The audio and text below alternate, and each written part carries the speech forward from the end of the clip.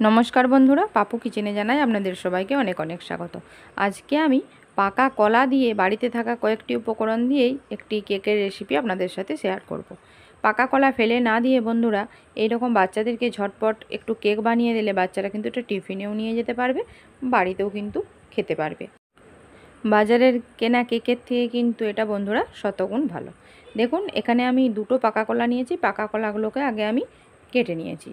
কেটে নেওয়ার পর আমি ভালো করে হাতে করে এটাকে চটকে নেব, যতটা সম্ভব সুন্দর করে মিহি করে এটাকে আমি চটকে নেব।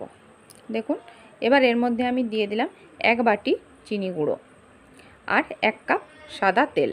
আপনারা কিন্তু সাদা তেলের পরিবর্তে এখানে ঘি বা বাটারও ব্যবহার করতে পারেন। দিয়ে দিলাম 1 চিমটে লবণ আর 1 বাটি পরিমাণ ময়দা। এবার দিয়ে দেব আমি একটুখানি গুঁড়ো দুধ আর একটুখানি ভ্যানিলা এসেন্স। দেওয়ার পর সব কিছু খুব ভালো করে একসাথে আমি মাখিয়ে নেব। দেখুন, ব্যাটারটা একটু পুরো হয়ে গেছে, সেই জন্য আর একটুখানি দুধ দিয়ে দিলাম। দুধ দিয়ে আমি এটাকে ভালো করে একটু পাতলা করে নেব। এবার আমি এটা ঢেকে 1 ঘন্টার মতো রেখে দিয়েছিলাম। ঢাকাটা খুলে নিয়ে একটুখানি নাড়িয়ে আমি এর মধ্যে দিয়ে দেবো একটুখানি কালো কিশমিশ আর একটুখানি চিনে বাদাম।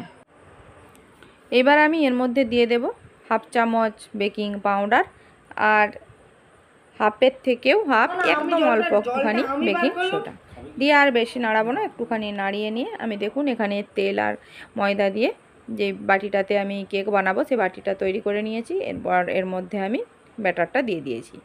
কড়াইতে আমি লবণ গরম করে নিয়ে একটা স্ট্যান্ড বসিয়ে দিয়ে এর মধ্যে আমি দিয়ে দিয়েছি, ব্যাটারটা বসিয়ে দিয়েছি। দেখুন, মিডিয়াম আঁচে আমি 5 মিনিট রেখে দিয়েছিলাম। 5 মিনিট পর গ্যাসটাকে একদম লোতে করে আমি একটু কেকটা খুলে নিয়েছি। উপর থেকে একটুখানি কালো কিশমিশ দেবো যাতে একটুখানি সুন্দর দেখায়, তার জন্য দেখুন একদম লোতে করে আমি আধ ঘন্টা রেখে দেবো। আধ ঘন্টা পর আমি কেকটা খুলে নিচ্ছি। দেখুন বন্ধুরা, কত সুন্দরভাবে কিন্তু কেকটা তৈরি হয়ে গেছে।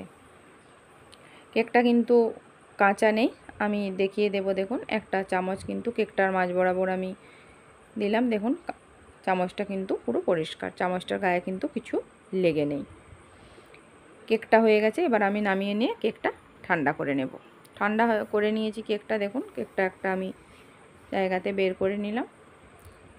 কত সুন্দরভাবে কেকটা বেক হয়েছে দেখুন বন্ধুরা, ততটাই কিন্তু সফটও হয়েছে।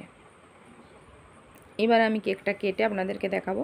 দেখুন বন্ধুরা, আপনারা বুঝতেই পারছেন কেকটা কতটা নরম হয়েছে।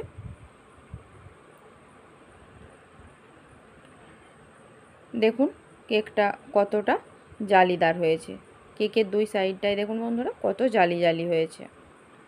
আর দেখুন কেকটা কতটা নরম হয়েছে, কতটা স্পঞ্জিও হয়েছে। দেখুন, আমি আঙুলে করে টিপে ছেড়ে দেওয়ার পরও কিন্তু কেকটা উঠে যাচ্ছে, এতটাই স্পঞ্জি হয়েছে। আপনাদের আমার এই রেসিপিটি কেমন লাগলো অবশ্যই কমেন্টে জানাবেন। যদি ভালো লেগে থাকে তাহলে আমার চ্যানেলটিকে লাইক দিয়ে ফলো করে প্লিজ আমার পাশে থাকবেন। আর যারা আমার চ্যানেলের নতুন বন্ধু এখনও আমার চ্যানেলটিকে সাবস্ক্রাইব করেননি, তারা আমার চ্যানেলটিকে সাবস্ক্রাইব করে প্লিজ আমার পাশে থাকবেন। ধন্যবাদ বন্ধুরা, সবাই খুব খুব ভালো থাকবেন।